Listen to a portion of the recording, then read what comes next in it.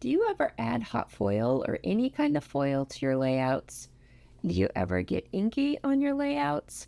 If you answered no to either of those questions, today I'm here to show you ideas on how to do both.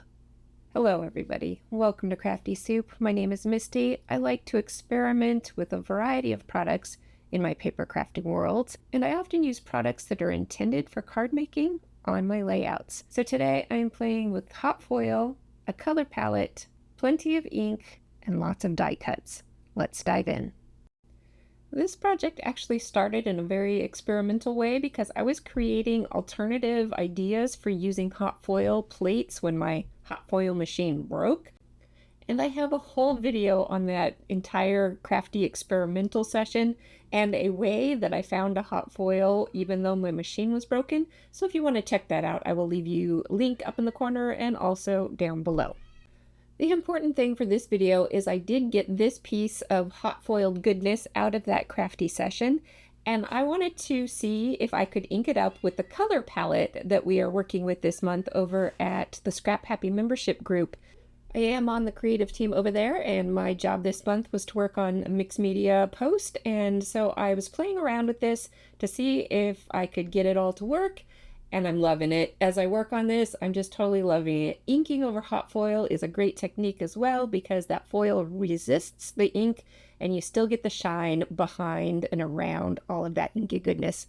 Now, in some cases, I do combine two different shades of ink to create a third shade that works better for what I was trying to go for with the color palette, and that's what I did with that kind of minty green zone. And then I had this beautiful mixed media piece and I have to pair a story with it. So I actually went out to my yard and took a picture of the changing leaves, and I'm going to talk about the end of summer rather than being in full-fledged fall.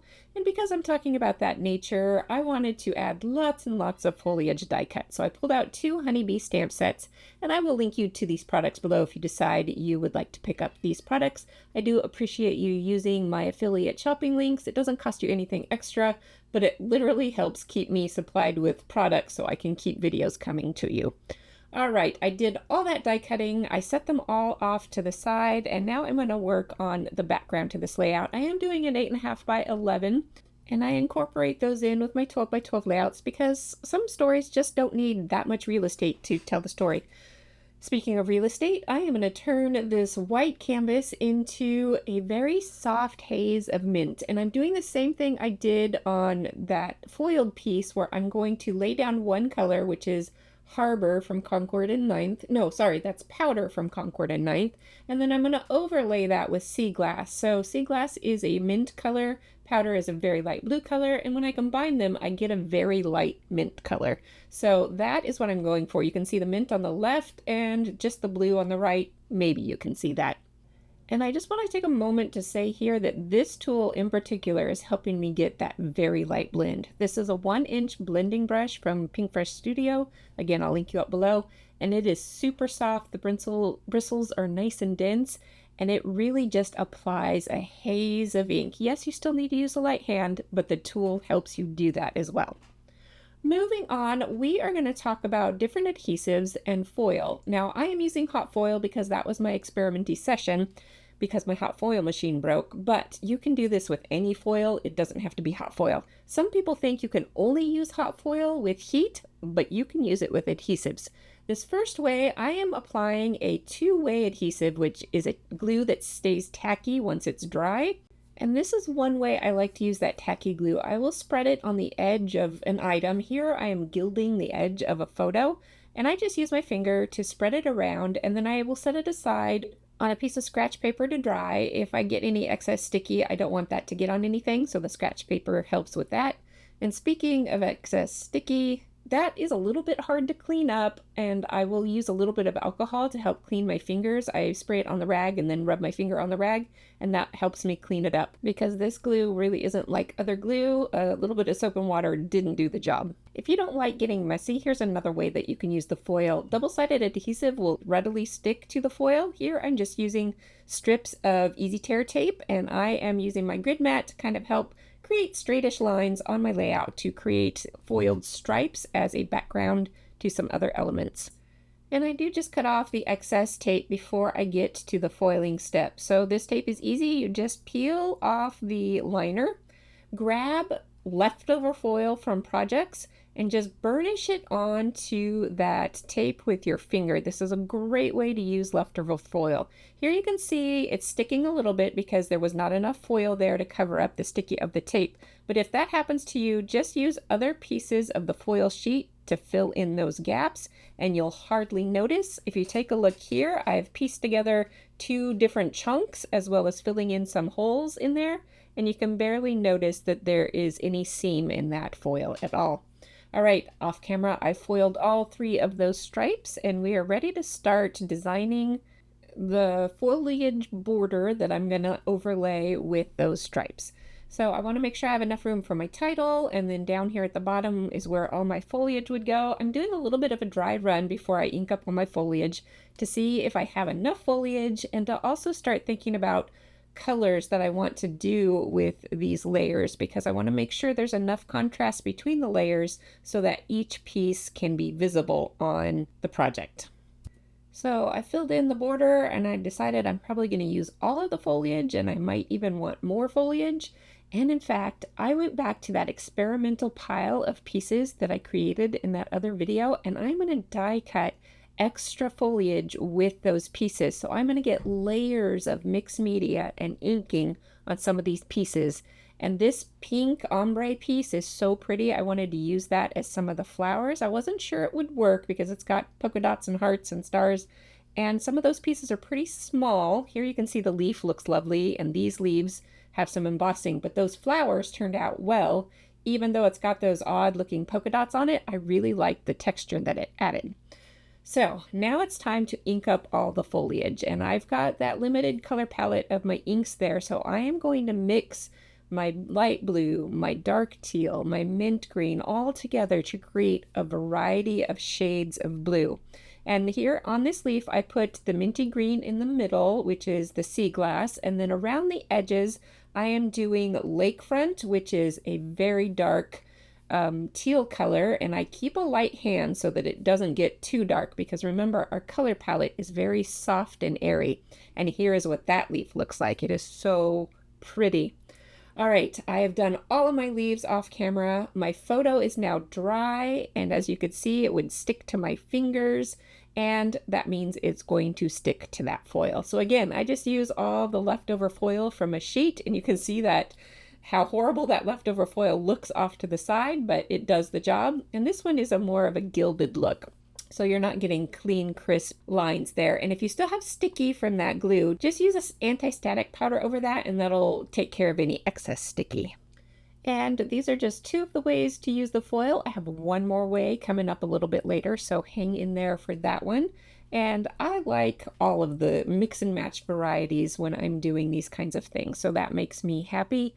All right, now it's time to arrange that foliage back in a pattern. I am trying to spread out the similar tones. So orangey, pinky tones are getting spread out, tealy tones are getting spread out. I have a little bit of the brown tones.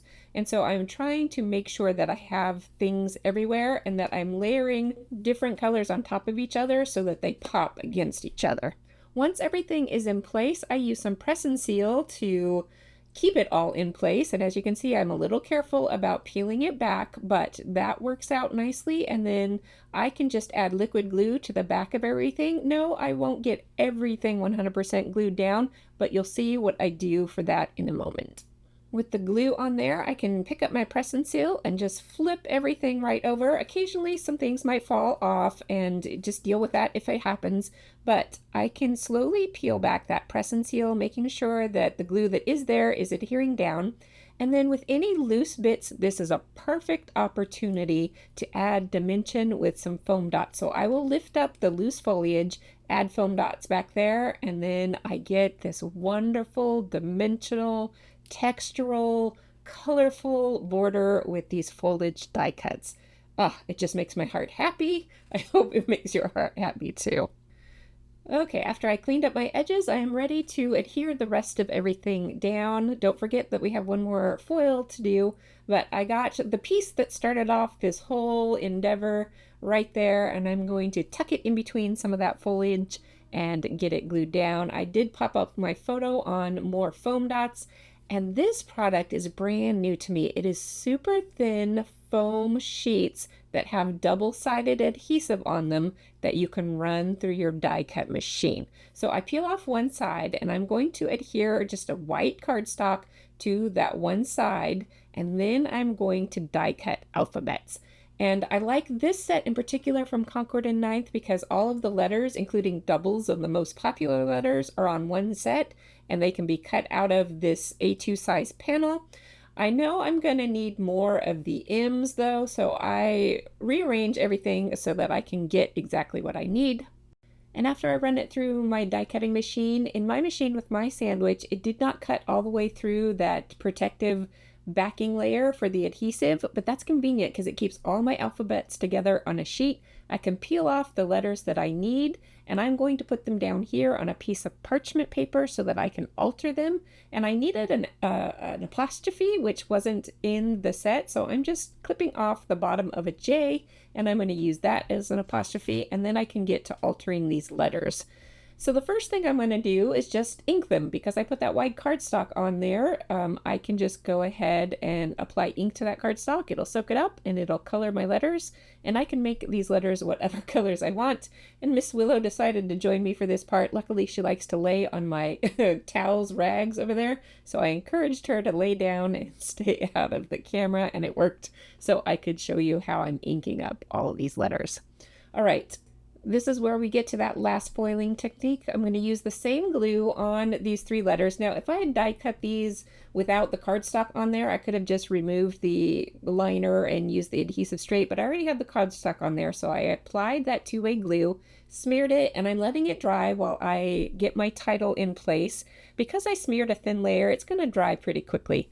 I don't know how the adhesive on this foam is going to hold up over time because this is a new product to me, so I'm making sure I press it down really well with that cork back ruler so that it stays in place, and I'll just have to wait and see what happens. I get my journaling lines on there, so all of this is allowing my letters to dry.